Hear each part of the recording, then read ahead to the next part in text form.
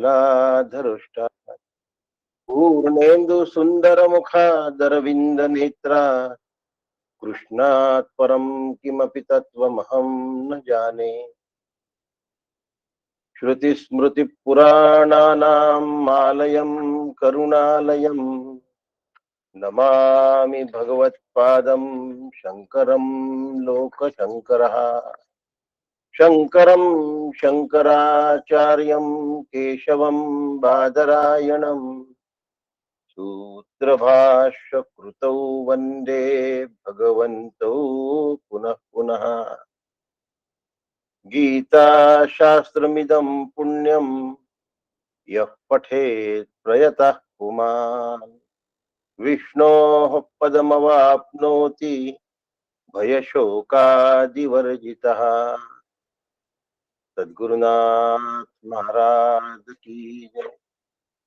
सदा शिव समारंभां शंकराचार्य मध्यमाम् अस्मदाचार्य पर्यन्तां वंदे गुरु परंपरा वंदे गुरु परंपरा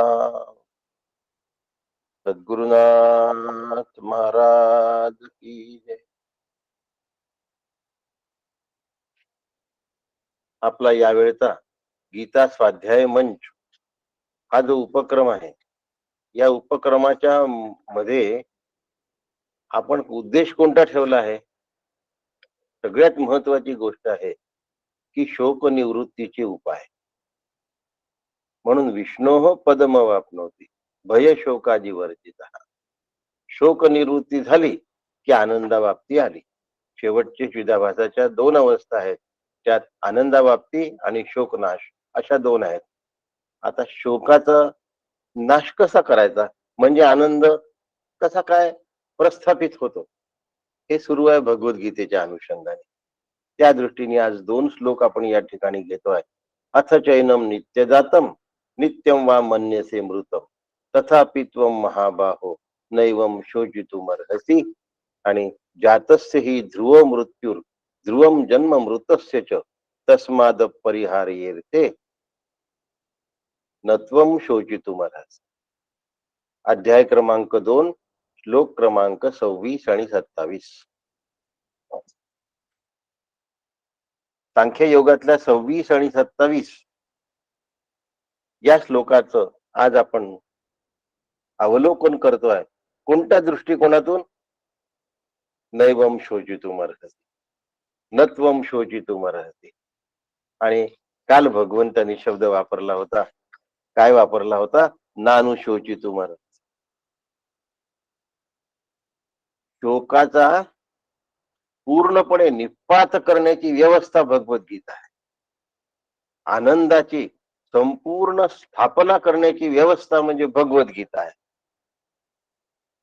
गीता आहे शब्दाचा अर्थ उपनिषद आहे ब्रह्मसूत्र आहे असाच घ्यायचा कारण एक प्रस्थान दुसऱ्या प्रस्थानाशी जुळलेला आहे सर्वोपनिषदो गावो दोग्धा गोपालनंदन त्यामुळे स्वातीताईंनी आज म्हटलेली भगवद्गीता अतिशय सुंदर झाली त्यांचे या ठिकाणी मी नमस्कार करतो आपणा सगळ्यांना वंदन करतो आणि मनापासून माझे सद्गुरू आणि परमपूज्य मंदाताईंना वंदन करतो आपल्याला विनंती करतो की मनापासून हे ऐका की भगवद्गीता मला शोकमुक्त कशी करते शोक दोन आहेत एक आगामी आणि एक गत आणि मी शोकापासून मुक्त होत असेल तर माझा हा अभ्यास बरोबर आहे जर मी शोकापासून मुक्त होत नसेल तर मी केलेला अभ्यास चुकला ठोकताळा एकाच एका गोष्टीची आयुष्यभर रट लावणे काही लोकांचा स्वभाव असतो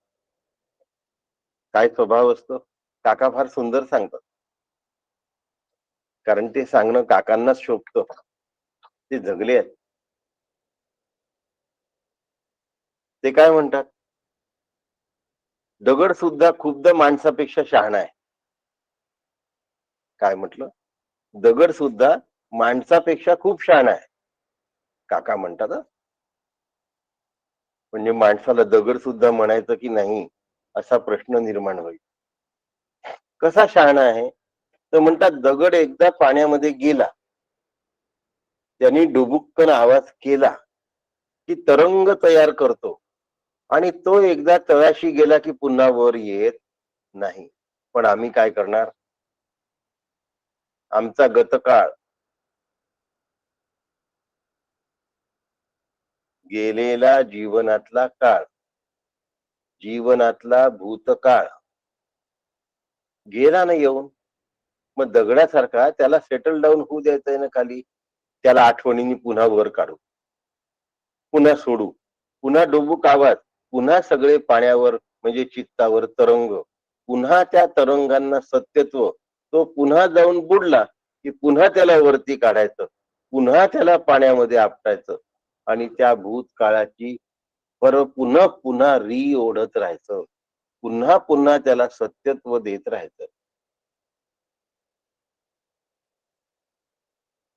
आणि त्यानंतर जीवनामध्ये शोक करून घ्यायचा. मनुष्य शोक करून घेण्यामध्ये पटाईत आहे. म्हणून माणसाला फजितखोर प्राणी आहे असं काका म्हणतात. शोक करून घेण्यासाठी मनुष्य फजितखोर, फजिती करून घेण्यासाठी मनुष्य पटाईत आहे, दगड नाही. मग आता आपल्या अँगलनी आज हा श्लोक भगवंत मांडण्याचा प्रयत्न करतात. चल अर्जुना, तुला असं वाटतंय ना की अव्यय, अचिंत, कालचा श्लोक आठवा, अव्यक्तो यमचिंतो यम, अविकार्यो यम उच्चते. अव्यक्त, अचिंत्य आणि अविकारी असा तू आहेस असं भगवंत आपल्याला सांगतात आहे. त्यामुळे शोक करण्याची गरज नाही. आता या स्तरावर आम्ही नाही पोहोचलो, नाही समजत आहे आम्हाला या स्तरावर. कसं समजणार? एकदम या स्तरावर जाणं इतकं सोपं नाही. म्हणून मग भगवंत आपल्या स्तरावर येतात.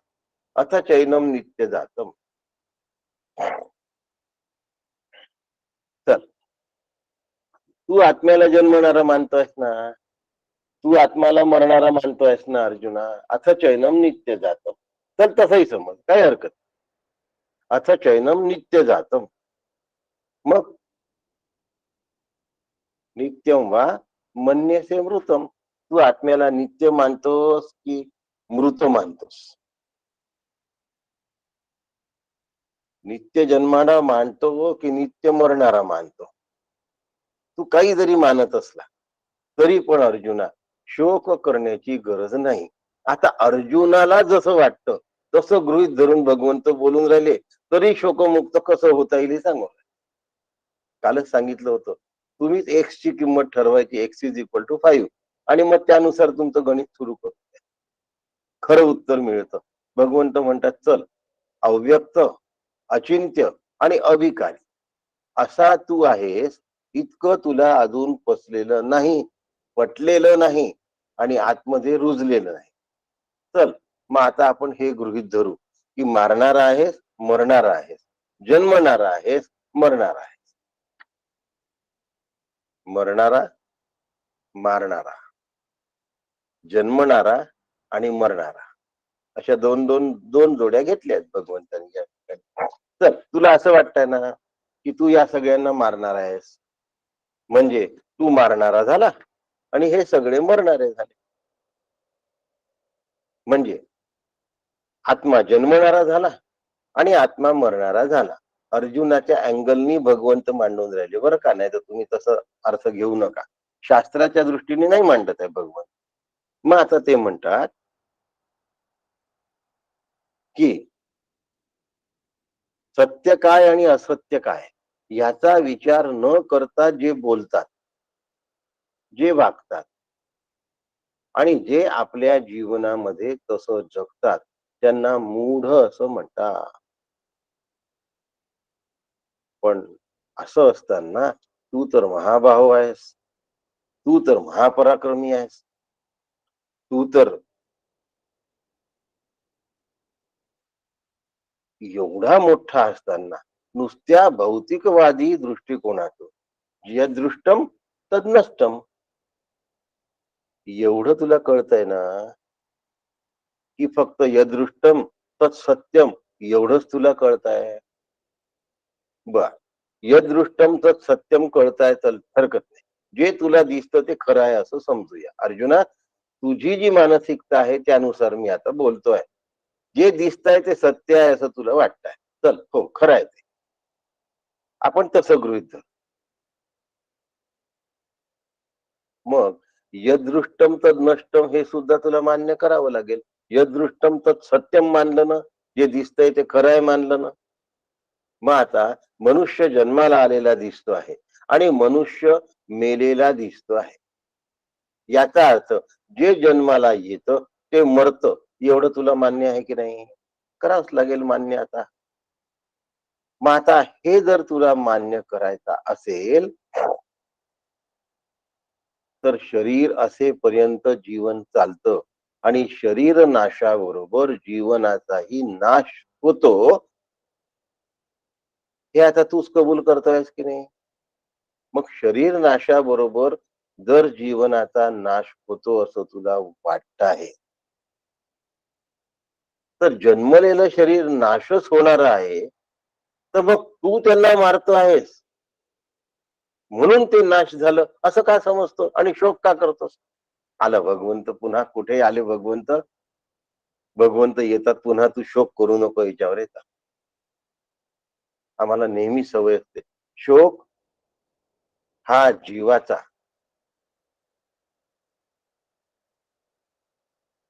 हाईभाव झालाय.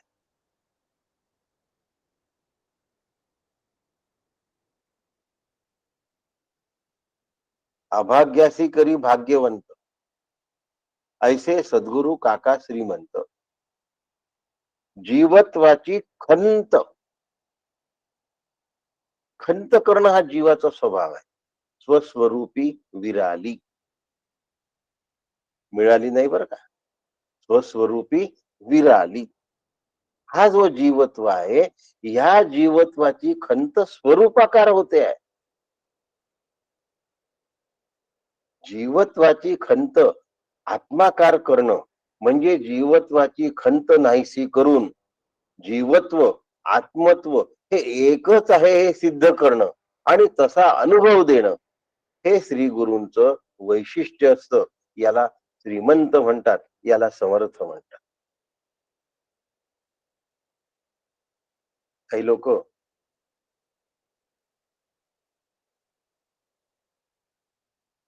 संतांना समर्थ म्हणतात, पण संतांचं सामर्थ्य नाही समजत. उदाहरण देऊ का?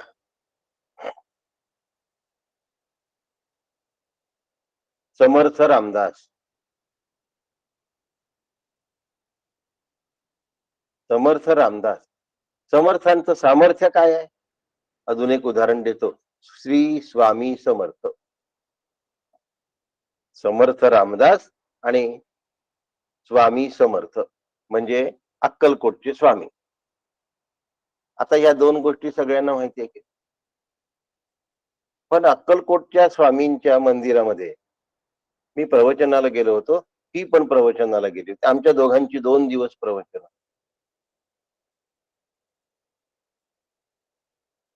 भिऊ नकोस, मी तुझ्या पाठीशी आहे, या विषयावर मी बोललो. आणि श्री स्वामी समर्थ, जय जय स्वामी समर्थ या विषयावरही बोललो.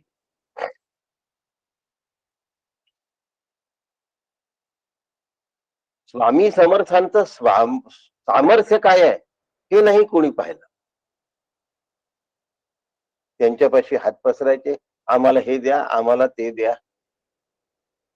असे पुष्कळ पीठ आहेत की जे तुमच्या इच्छा पूर्ण करण्यासाठी स्वामी समर्थांचा कलम असा वाचा, पोथीतलं तसं वाचा, ह्याच्यातलं तसं वाचा, म्हणजे मग संतती प्राप्ती होईल, संपत्ती प्राप्ती होईल, यश प्राप्ती होईल. याच्यासाठी नाहीच होते. स्वामी समर्थांचं सामर्थ्य आम्हाला काय आहे कळलं पाहिजे. कुठे काय मागायचं याची सुद्धा एक अक्कल असते, त्याला कॉमन सेन्स असं म्हणतात. आणि तो जर नसेल तर मागणाऱ्याला मागता येत नाही आणि देणाऱ्यालाही देता येत देण्याची ऐपत असूनही देता येत नाही. उदाहरण देतो. एक राजा दान देण्यासाठी हत्तीवरून अंबारीत निघाला, सोन्याच्या अंबारीत बसला होता. आणि आज राजेसाहेब काय कशासाठी निघाले? दान द्यायला निघाले. ज्याला जे पाहिजे ते मागा, राजा देणार तो. कोणी काय मागितलं, कोणी किमती वस्तू मागितल्या, कोणी बाहेर मिळत नाही अशा वस्तू सुद्धा मागितल्या, की ज्या परदेशातच मिळतात. राजांनी त्या सुद्धा त्यांना दान दिल्या. एक भिकारी आला आणि म्हणाला, महाराज मला 1 रुपया द्या. राजा म्हणाला, अरे कोणाकडे काय मागायचं हे कळलं पाहिजे. मी चक्रवर्ती सम्राट आहे, मी राजा आहे, सार्वभौमत्व आहे माझ्या ठिकाणी, मी काहीही देऊ शकतो, एवढी माझी दानत आहे. आणि एवढी दानत माझी असताना तू मला 1 रुपया मागतोस? की जो देताना सुद्धा लाज वाटेल मला. अरे काही जरा भरघोस माग, मोठं माग, तू अचंबित होशील असं माग. स्वामी समर्थ आणि समर्थ रामदास हा विषय सुरू आहे बरं का. कारण की डॉक्टर काकांना मी समर्थ म्हटलं आहे. तर तो भिकारी राजाला म्हणतो, ठीक आहे मग अर्ध राज्य देऊन द्या. तर राजा म्हणतो, मूर्ख आहेस तू? राज्य सांभाळण्याची कुवत आहे तुझ्यात? अरे अर्ध राज्य जर मी तुला दिलं तर दुसऱ्या दिवशी शत्रू आक्रमण करतील आणि तुझं सगळं राज्य बळकावून घेतील. जे आपल्या झोळीत पेलत नाही ते कशाला मागतोस? म्हणजे काय? म्हणजे देणाऱ्याची दानत बघून मागावं आणि घेणाऱ्याची ताकद बघून घ्यावं. हे दानाचं महत्व आहे.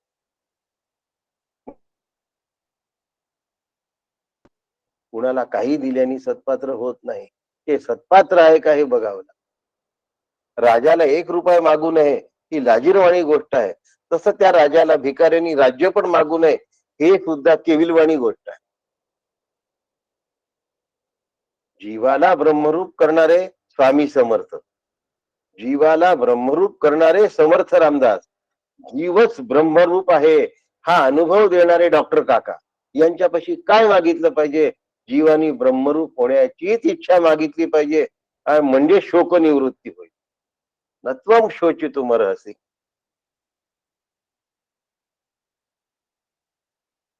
कायमची शोकमुक्त होण्यासाठी भगवद्गीता आहे. घरामध्ये पैसा वाढावा म्हणून गीता पठण नाही करायचं. अडचणी सुटाव्या म्हणून भगवद्गीता नाही वाचायची, म्हणून उपनिषद ब्रह्मसूत्र नाही वाचायचंय. पुन्हा जन्म मरण टळून ह्याच देही ह्याच डोळा मी आनंदाचा सोहळा भोगीन, याच्यासाठी भगवद्गीता वाचायची. याकरता सद्गुरूंना शरण जायचं असतं. हे सद्गुरूंचं सामर्थ्य शिष्यानी पहिले जाणून घ्यायचं असतं. आणि म्हणून अथ चैनम नित्य जातम नित्यम वा मन्यसे मृतम. आत्म्याला तू जन्मणारा मानतोयस, आत्म्याला तू मरणारा मानतोयस. आणि जर तू या दोन्ही गोष्टी मानत असशील तर जी गोष्ट होणारच आहे त्याच्याबद्दल तुला शोक करण्याचं कारणच काय अर्जुना? काही लोक शरीराला आत्मा समजतात. अशा लोकांना चार्वाकवादी असं म्हणतात. सगळ्या प्रकारचे वादी आहेत. कुणी मनाला आत्मा समजतात, कुणी बुद्धीला आत्मा समजतात, कुणी प्राणाला आत्मा समजतात, कुणी शून्याला आत्मा समजतात. काही जण देहाला आत्मा समजतात.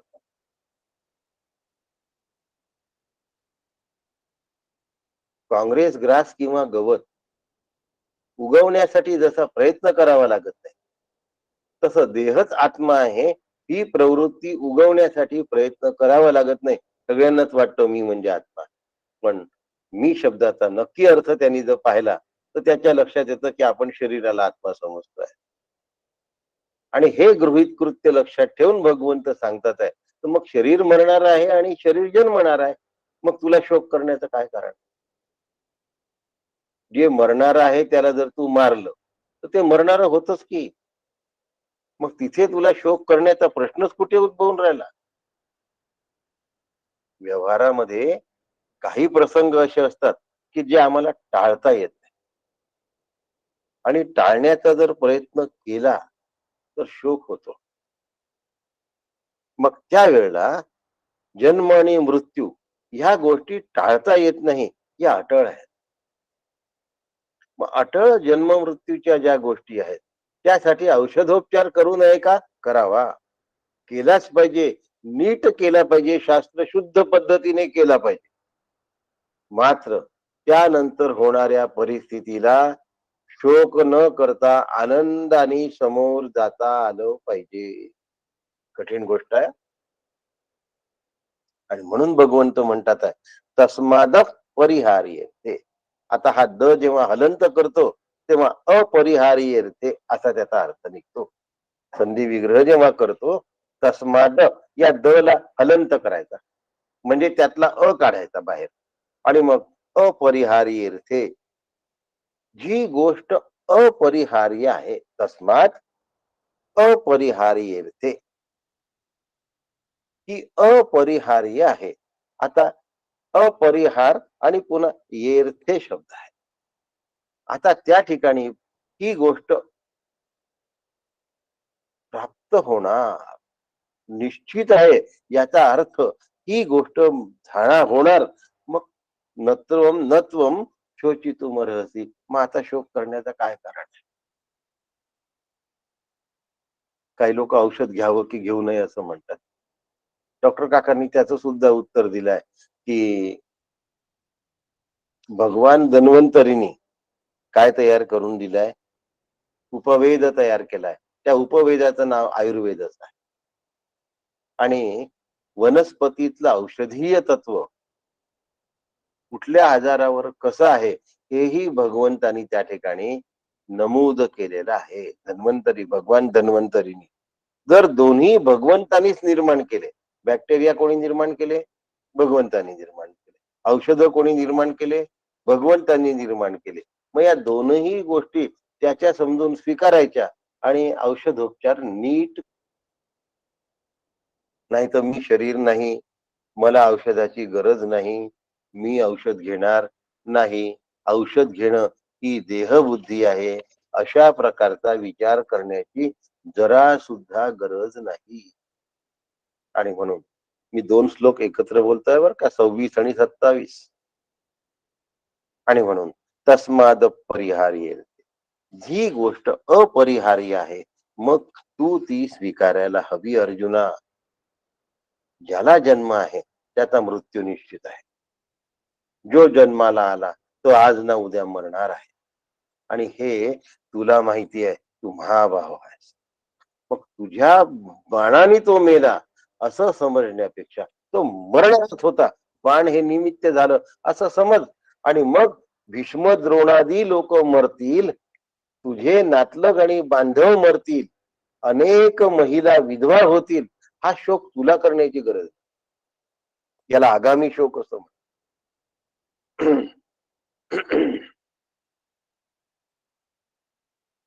आम्ही गेलेला शोक नेहमी करत असतो, गतशोक म्हणतो. असं केलं असतं ना मी, तर फार छान झालं असतं. याऐवजी त्याच्याशी विवाह झाला असता तर फार छान झालं असतं. मुलाच्या ऐवजी मुलगी झाली असती, मुलीच्या ऐवजी मुलगा झाला असता तर फार छान झालं असतं. या शेअरच्या ऐवजी त्या शेअर मध्ये पैसे गुंतवले असते तर फार छान झालं असतं. या ऐवजी तो प्लॉट घेतला असता तर फार छान झालं.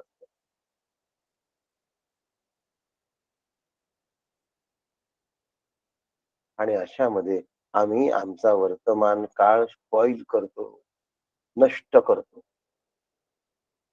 आणि दुःख ओढवून घेतो. नत्वम शोचितुम अर्हसि. अपरिहार्य जे विषय आहे त्याच्यामध्ये तू शोक कशाला करून राहिला अर्जुना? जी गोष्ट घडणारच आहे, 100% घडणार आहे, त्याच्यामध्ये तुला शोक करण्याचं कारण काय?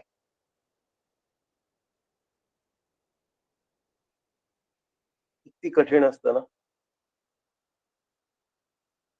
कोणतंही कार्य करत असताना त्या कार्याच्या जबाबदारी तुमच्यावर येते. आणि जबाबदारी आली की ते कार्य योग्य किंवा अयोग्य या निकषावर ठरत असताना तुमच्या गळ्यामध्ये हार किंवा तुमच्या अंगावर शिंतोडे उडतात. मग अंगावर पुष्पवृष्टी व्हावी की दगडवृष्टी व्हावी हे तुमच्या हातात नाही. निर्णय तुम्हाला घ्यायचा आहे.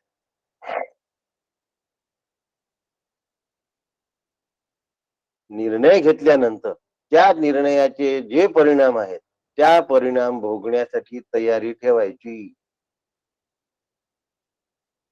1947 नंतर हा भाग पाकिस्तानचा की भारताचा याच्यासाठी आम्ही युनो मध्ये अप्लाय केलं.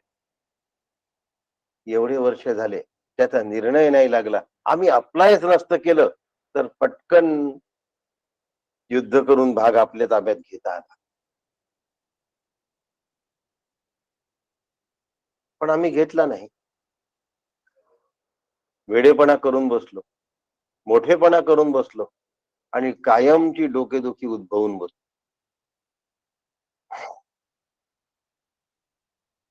जी गोष्ट आली ती गोष्ट जातेच.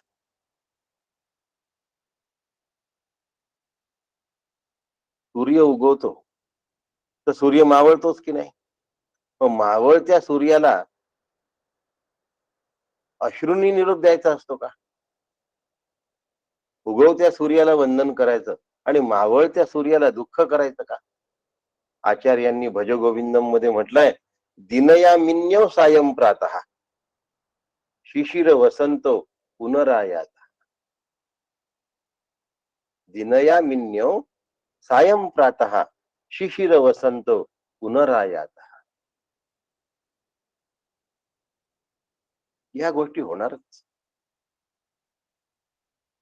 सकाळ झाली की सायंकाळ होणार, सायंकाळ झाली की सकाळ होणार, शिशिर आला की वसंत येणार, वसंत आला की पुन्हा शिशिर येणार. जीवन एकसारखं कधी असूच शकत नाही.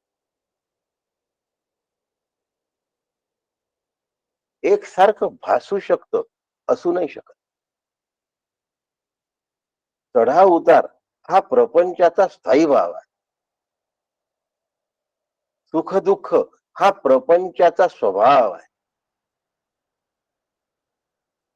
आणि हे जर आम्ही जाणून घेतलं, नत्वम शोचितुमर्हसि, मग शोक करण्याचं काय कारण? ज्याच्या बरोबर आपलं आज अत्यंत पटतं तोच उद्या आपल्या विरोधात बोलतो. केवळ राजकारणीच असं करतात असं समजू नका. प्रपंचिक प्रत्येक असंच करतो. आज त्याचं बोलणं चित या बाजूने असेल तर उद्या त्याचं बोलणं पट या बाजूने असतं. चितपट हा प्रपंचात चालत असतो. सुख दुःख हा प्रपंचाचा स्थायी भाव आहे. म्हणून म्हटलंय तस्माद अपरिहार्य. हे अपरिहार्य आहे. हे न टाळण्यासारखं आहे. हे निश्चित असंच होणार आहे. जर असं होणार आहे मग मला दुःख करण्याचं कारण काय? घरामध्ये दोघांचं अत्यंत पटतं, मेतकूट म्हणतात त्याला. दुसऱ्या दिवशी सापमुंगूस, आदल्या दिवशी मेतकूट, दुसऱ्या दिवशी सापमुंगूस, तिसऱ्या दिवशी पुन्हा मेतकूट.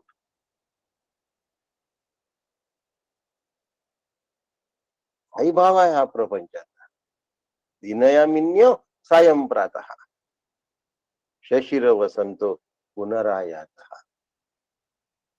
असं हा सगळा श्लोक स्पष्ट करत नाही. भज गोविंदम हा शिबिराचा विषय आहे. या वर्षीच्या शंकराचार्य जयंतीचं जे शिबिर आहे 12 मे ते 16 मे दुपारपर्यंत. 12 मे ला रात्री सुरू होईल, 16 मे ला दुपारी संपेल 1 वाजता. विषय भजगोविंदम शंकराचार्यांचा, शंकराचार्य जयंती निमित्त भगवत पूज्यपाद श्रीमदाद्य शंकराचार्य यांच्या स्मरणार्थ परमपूज्य डॉक्टर काकांचं पाद्यपूजन आणि प्रारंभ होईल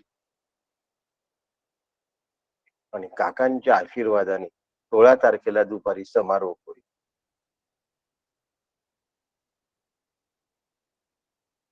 त्यात हा श्लोक घेतला जाणार आहे. नवीन अभ्यास केलेले वक्ते बोलणार आहेत. त्यांच्या चिंतनार्थ पुढचा भाग सोडतो.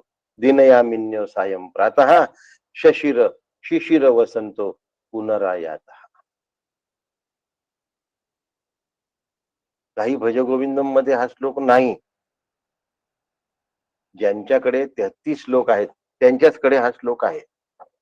काही ठिकाणी पुनरपि जननम पुनरपि मरणम पुनरपि जननी जठरे शयनम इह संसारे बहु दुस्तारे. हा दुस्तर संसार कृपया पाही पार मुरा. ह्यातनं मला पार कर भगवान. दुस्तर आहे संसार. ही माया नदी अत्यंत त्रासदायक आहे. नत्वम शोचू तुम्हारती, तरीही तू शोक करू नको. त्याचा हा स्थायी भाव आहे कळलं. हे अपरिहार्य आहे हे जर तुला समजलं असेल मनापासून, तर सूर्योदय झाल्यानंतर सूर्यास्त होणं अपरिहार्य आहे.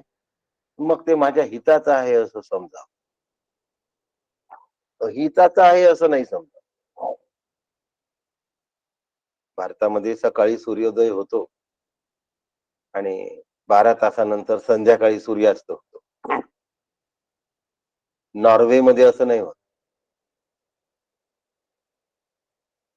किती सुखकर आहे आपल्याकडे. मग नॉर्वेच्या लोकांसाठी संध्याकाळ नाही होत. मग त्यांना 12 तासानंतर रात्र करवून घ्यावी लागते, अंधार करवून घ्यावा लागतो. आणि अंधार करवून घेतला की मग चला आता आपण झोपलो पाहिजे.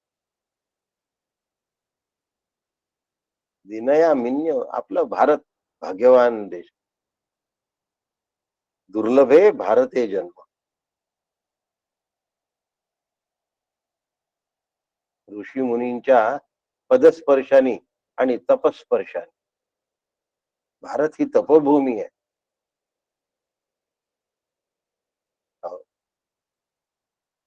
त्यातही रेवा तीरे जान्हवी तीरे भगवती नर्मदा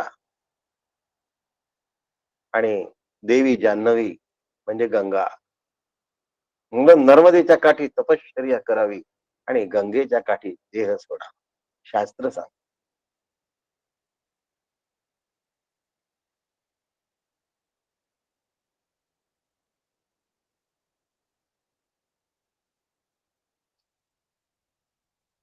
नत्वम शोचितुम अर्हसि.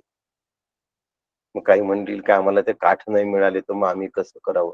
नत्वम शोचितुम अर्हसि. जिथे तुझा मृत्यू आहे त्या ठिकाणी भगवंताचं स्मरण कर, नर्मदेचं स्मरण कर, गंगेचं स्मरण कर. तू तिच्या जवळच आहेस, तू तिच्या सन्निध आहेस.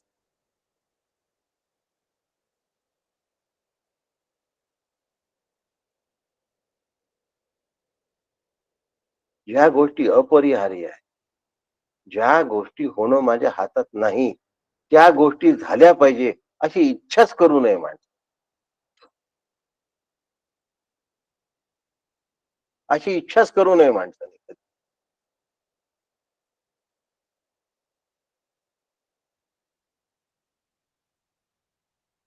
मग जे होणार आहे ते स्वीकारणं यासारखा शहाणपणा दुसरा कोणताच नाही. म्हणून तस्माद अपरिहार्य, अपरिहार्य गोष्टींचा आम्ही स्वीकार केला.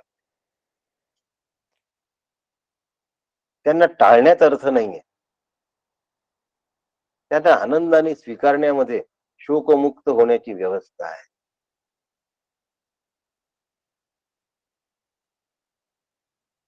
खूप जणांचे फोन असतात, हे आता असं असं होऊन राहिलं, हे आमच्या मनाविरुद्ध घडताय, आम्हाला हे पाहवत नाही, बघवत नाही, सहन होत नाही, आम्ही काय करू? तुमच्या हातात आहे का? स्वीकारा.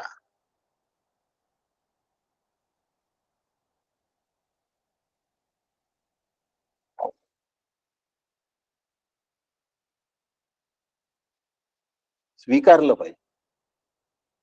स्वीकारता आलं पाहिजे.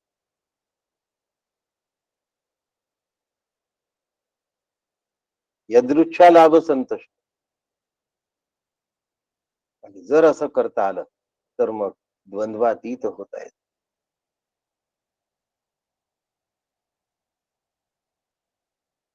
आणि असं जगता आलं तर ननिबद्धते. यदृच्छा लाभ संतुष्टो द्वंद्वातीतो विमत्सरः समसिद्धाव सिद्धौच.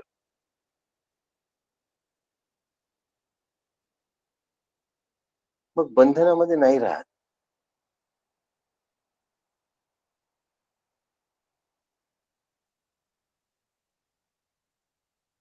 मग पाप आणि पुण्याच्या गाठी नाही पडत.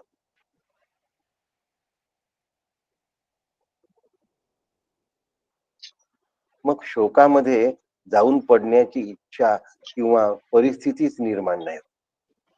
नत्वम शोचितुम् अर्हसि. जन्म आहे तर मृत्यू आहे. कोणाला? देहाला.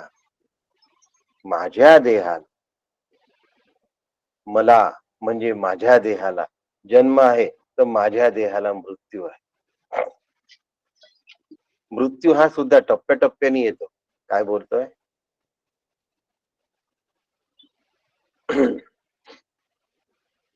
जरा चांगलं वाक्य नाही बोललो आणि चिंतनात्मक वाक्य आहे. मृत्यू हा सुद्धा टप्प्याटप्प्याने येतो. काळे केस पांढरे होतात. काळ्या केसांचा मृत्यू आहे. पांढरे केसही नाहीसे व्हायला लागतात. खूप गळायला लागतात. पांढऱ्या केसांचाही मृत्यू आहे. दूरून वस्तू सहज टिपता येते. त्या टिपणाऱ्या दृष्टीचा मृत्यू झाला. आता ते पुसटस दिसायला लागले. कॅटरॅक्ट मुळे नव्हे. कॅटरॅक्टचं ऑपरेशन केलंय. महागडी लेन्स लावलेली आहे. त्याच्यानंतर रटायना आता म्हणजे मागची ती पडदा असतो तो आता बरोबर बघेन असा झालाय. त्यामुळे लेन्स किती महागडी लावली असती तरी आता दृष्टी नाही सुधरत. न सुधारणाऱ्या दृष्टीला ऍक्सेप्ट करा. मृत्यू टप्प्याटप्प्याने येतो अशी भाषा माझी. पहिलेसारखं ऐकू येत नाही. कमी ऐकू येतं. मग तुम्ही माझ्याबद्दल काय बोलला कशाला विचारता? तुला नाही ना ऐकू आलंय. मग तुझ्याबद्दल असो की नसो, काय बोललात विचारतो कशाला? तुला कोणी सांगितलं तर ऐक. नाही तर बरं आहे ना. या जगाच्या कटकटीपासून तू दूर होतोय. किती चांगला आहे.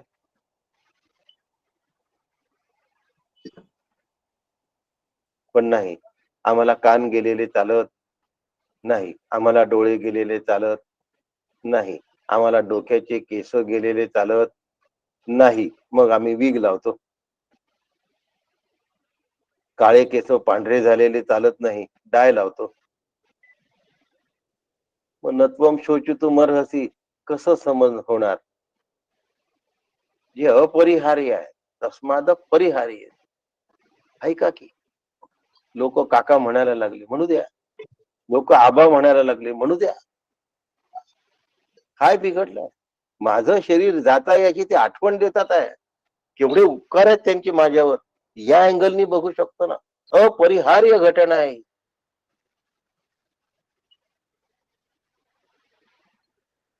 ड्रायव्हरचा कंट्रोल गेलेला आहे आणि गाडी खाईत चाललेली आहे. शरीर रूपी गाडी खाईत चाललेली आहे.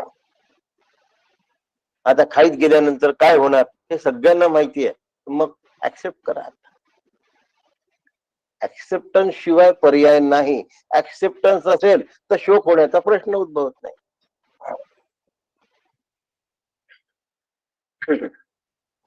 मी निर्माता नाही. त्याच्यामुळे निर्मित वस्तूवर माझा कंट्रोल नाही. जर माझा कंट्रोल नाही तर ते मी स्वीकारणं यापेक्षा चांगला रस्ता दुसरा कोणताच नाही. म्हणून याला शरीराचं हळूहळू मरण म्हणतात.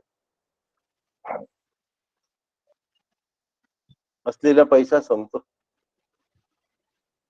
मग संपलेल्या पैशातही मला काही काळ शांत राहता आलं पाहिजे की नाही? नाही, नाही, नाही, नाही.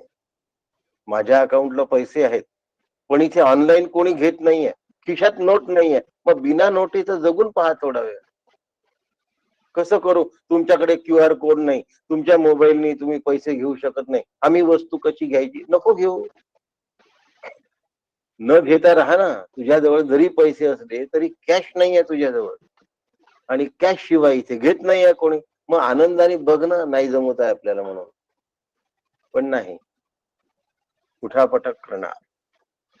असा नाही तसा, तसा नाही तसा प्रयत्न करणार आणि मग शोक करणार. या लोकांना साधं क्यूआर कोड ठेवता येत नाही. या लोकांना साधा मोबाईल ठेवता येत नाही. हे कसले लोक, याला काय लोक म्हणायचे का? ठेवा नाव. हे सगळे जे नाव ठेवणं आहे, हे आतमध्ये मी वस्तू घेऊ शकलो नाही या दुःखापोटी आहे, बाकी काही नाही. शोक न करता ती गोष्ट आनंदाने पाहता आली पाहिजे. ज्याच्याजवळ ज्याच्या आज्ञेमध्ये प्रत्यक्ष सुदर्शन चक्र होतं, ज्याच्या इच्छा मात्राने सुदर्शन चक्र सांगेल ते कार्य करू शकत होतो, त्याची मुलं त्याच्या डोळ्यासमोर मरत असताना तो आनंदाने बघत होता. नत्वम शोचितुम अर्हसि, हे सांगण्याचा अधिकार आहे भगवंताला. भगवंत जगले आहेत तसे. आपल्या वेदांत शास्त्रामध्ये आधी जगायचं आणि मग सांगायचं असा नियम आहे. परिपाठी आहे. आधी करावे मग करवावे. आधी जगावे मग सांगावे. असं असताना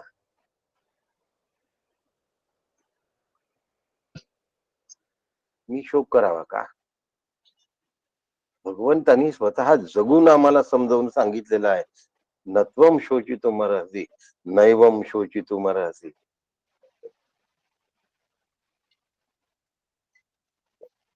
हे अर्जुना, ही गोष्ट शोक करण्या लायकीचीच नाही आहे. शोक करण्याच्या योग्यतेचीच नाही आहे. कारण हे क्रमप्राप्त आहे. नैवम शोचितुम अर्हसि, नत्वम शोचितुम अर्हसि. तू याचा शोक करू नकोस. आलाय ते जाणारच आहे.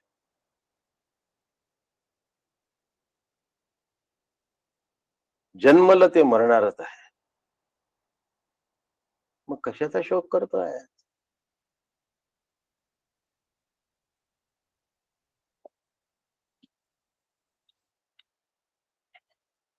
जाऊ द्या.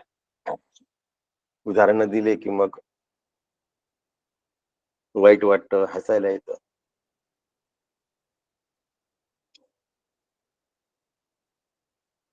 आपणच तिला आपल्या सगळ्यांच्या संमतीने योग्य वर पाहून शुभमंगल लावून दिलं. काय केलं? सगळ्यांच्या संमतीने, देवा धर्माच्या साक्षीने, सर्व समाजाच्या समक्ष, तिच्या इच्छेने,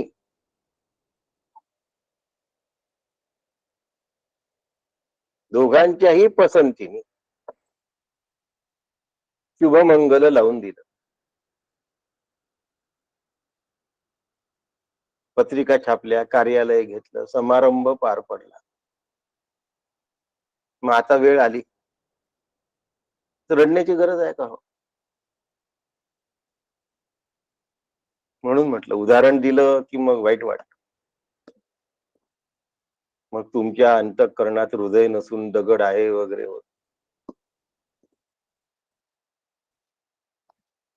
किंवा तुम्हाला मुली नाही म्हणून तुम्ही असं बोलता. काय आरोप केले जातील काही सांगता येत नाही. नैवम जी गोष्ट क्रमप्राप्त आहे, अपरिहार्य आहे, तस्माद अपरिहार्य. अपरिहार्य आहे म्हणजे न टाळण्याजोगी आहे. होणेच आहे ही गोष्ट.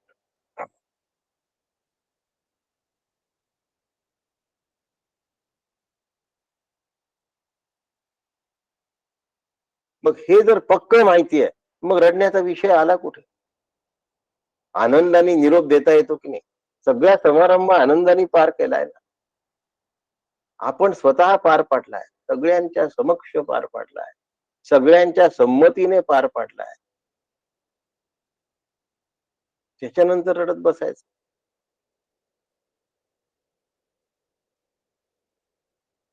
आता घरात एक जागा रिकामी, रिकामी, सुनी, सुनी. याला अविवेक असं म्हणतात. माऊली तर मूढ शब्द वापरून देते.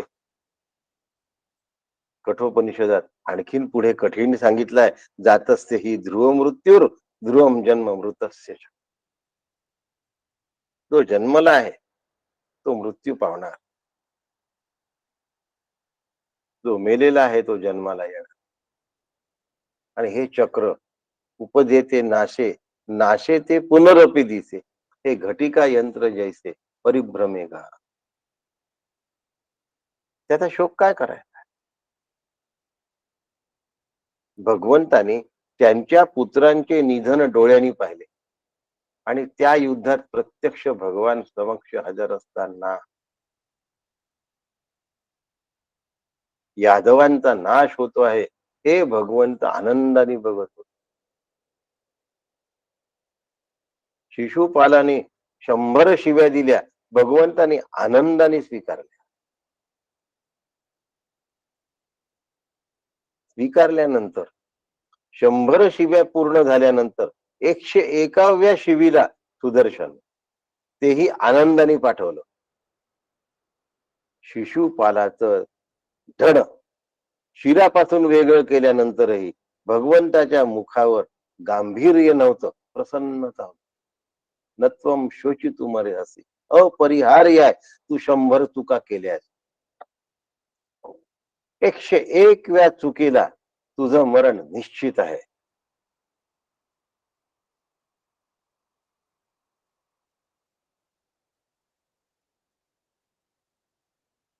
त्याच्या 100 शिव्या आनंदाने स्वीकारल्या. शोक नाही केला की मी एवढा मोठा आणि हा मला शिव्या देतोय. आणि 101व्या शिवीला त्याला सोडलं पण नाही, ते पण आनंदाने. भगवंताच्या मुखारविंदावर कुठलीही अप्रसन्नता नव्हती. भगवंत कधीच अप्रसन्न नाही राहिले, कधीच नाही. भगवंत कधीच नाराज नाही राहिले. भगवंत कधीच दुःखी नाही राहिले. भगवंत कधीच शोकमग्न नाही राहिले. म्हणून त्यांना अधिकार आहे हा उपदेश करण्याच्या. नैवम शोचितुमर्हसि, नत्वम शोचितुमर्हसि.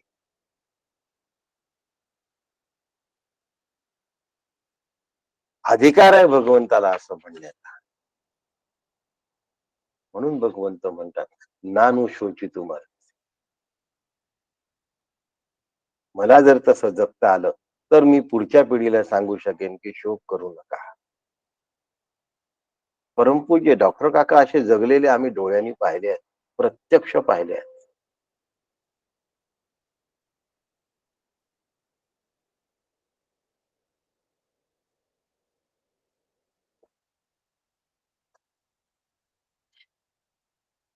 डॉक्टर धनंजय म्हणून एक होता, फार आता सविस्तर सांगत नाही, पुण्यात. त्याला आदल्या दिवशी काकांनी सांगितलं, उद्या डेथ सर्टिफिकेट काकूंचं करून टाक. काकू जायच्या आदल्या दिवशी डॉक्टर धनंजयला काकांनी सांगितलं, उद्या डेथ सर्टिफिकेट करून टाक म्हणायचं. दशमी होती त्या दिवशी. काकू हयात होत्या. पण हयात असताना काका म्हणतात, उद्या डेथ सर्टिफिकेट करून टाक धनंजय.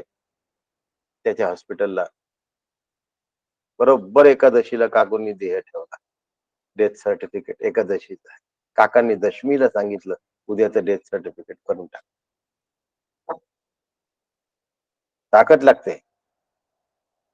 चेहऱ्यावर कुठेही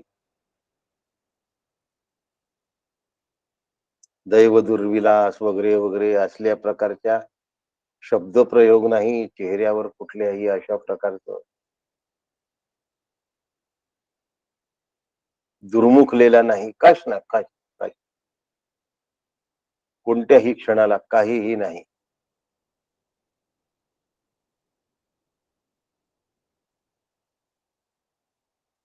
त्यानंतर गुरुपौर्णिमा होती अमरावतीला. 8 दिवसाचा मोठा कार्यक्रम मंदाताईंनी घेतला होता. महावाक्य विवेक या विषयावर. 8 दिवसात 4 महावाक्यांवर बोलणार होते काका आणि मंदाताई. आणि काकू गेल्या सहज म्हणून भेटायला. की अमरावतीकर मंडळी पुण्याला गेली काकांना भेटायला. आणि हेही जाणून घ्यायचं होतं की काका आता येणार की नाही येणार. पण मंदाताईच त्या त्या कशाला विचारतात तुम्ही येणार की नाही येणार. काकांनी ताडलं की हे भेटायला तर आले आहेत काकू गेले म्हणून, पण जाणायचंही पण आहे. काय पुढे एवढी मोठी तयारी केलेली आहे. बोलता बोलता काका म्हणले, अमरावतीच्या गुरुपौर्णिमा कार्यक्रमापूर्वी नागपुरामध्ये एक कार्यक्रम आहे. मी विमानाने त्याला येतोय आणि मग नागपूरहून अमरावतीला येईल. झाला विषय संपला. केव्हा बोलतात आहे.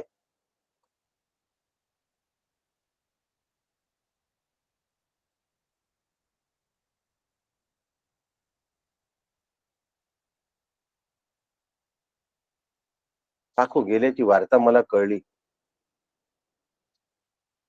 पण यवतमाळातल्या एका साधकाला ती कळली नव्हती. त्यांनी काकांना फोन केला. त्यावेळेला काकूंचं कलेवर घरी होतं आणि पंचदशीतला प्रश्न विचारला.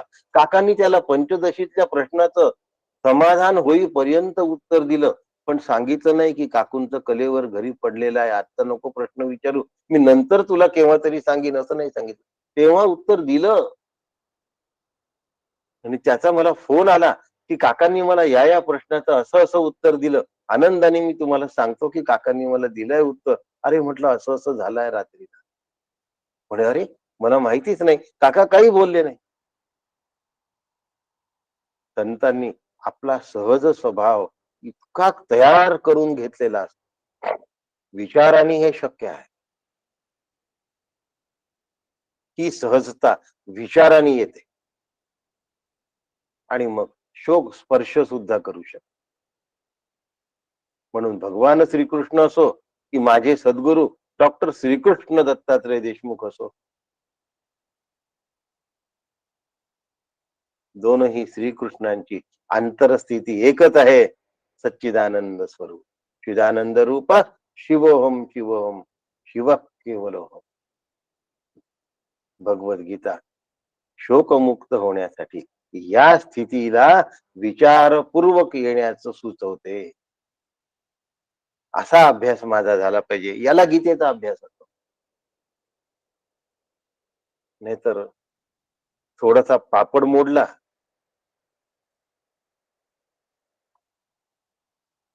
मी काय म्हणतो समजलं असेल सगळ्या. तर कडकड कडकड कडकड कडकड आवाज येतो. मोहरी तेलामध्ये पडली तप्त तेलामध्ये की जशी ती तडतडते तसं आतमध्ये तडतड तडतड होणं. मग आम्ही गीतेचा अभ्यासच नाही केला. आम्ही उपनिषदांचा अभ्यासच नाही केला.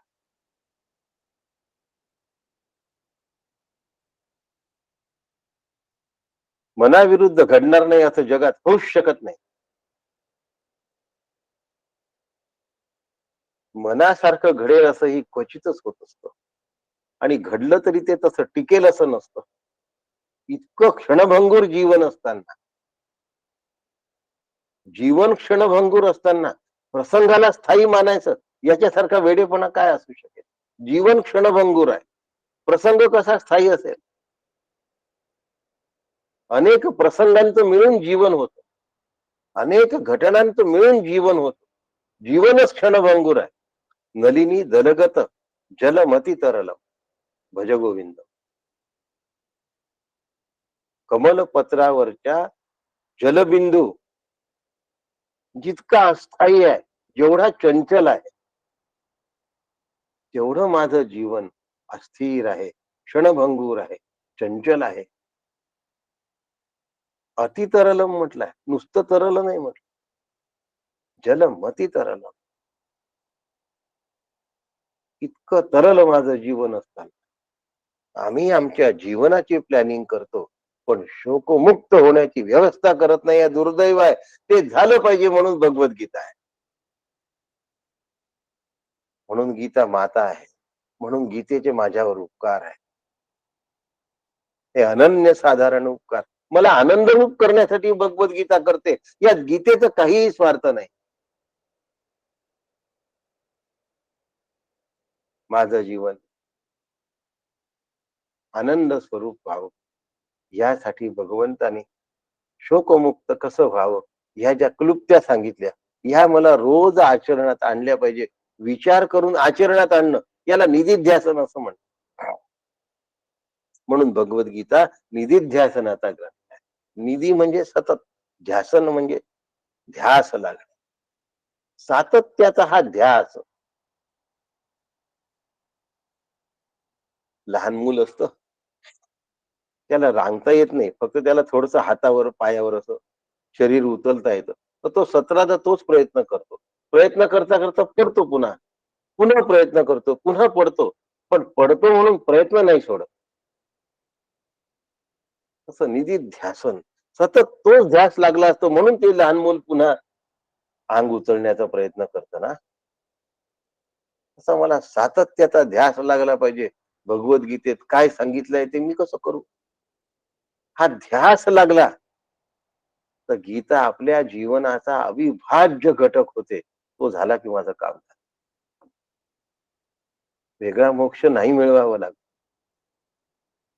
बंधन राहित्याचा प्रयत्न करावा लागतो. मोक्ष मिळवावा नाही लागत, तो आहेच.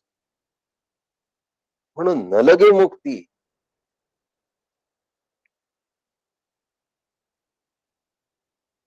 अरे धनसंपदा न लगे म्हणणं सोपं आहे, मुक्ती न लगे, ज्याला मुक्तीचं मोल कळलंय तो म्हणतोय न लगे मुक्ती, असे तुकोबा. अरे मुक्ती लागत नाही, कारण मुक्ती आपल्या पायाशी लोटांगण घालायला येईल. असं वागल्यानंतर मुक्ती लोटांगण घालायला.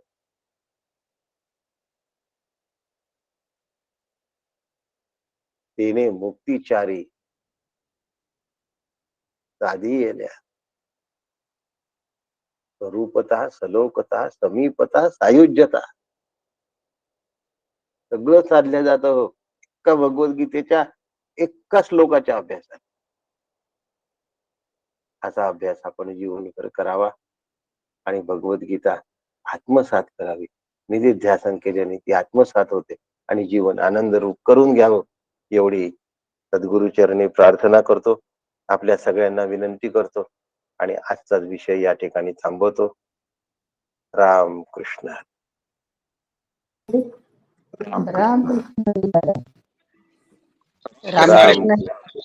रामकृष्ण. रामकृष्ण. वासंती ताई रामकृष्ण. रामकृष्ण. रामकृष्ण.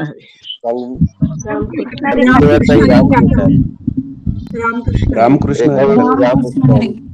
गजानन रामकृष्ण. बेबी रामकृष्ण. रेखाताई नमस्कार. रामकृष्ण. रामकृष्ण हरी. नमस्कार करते तुला.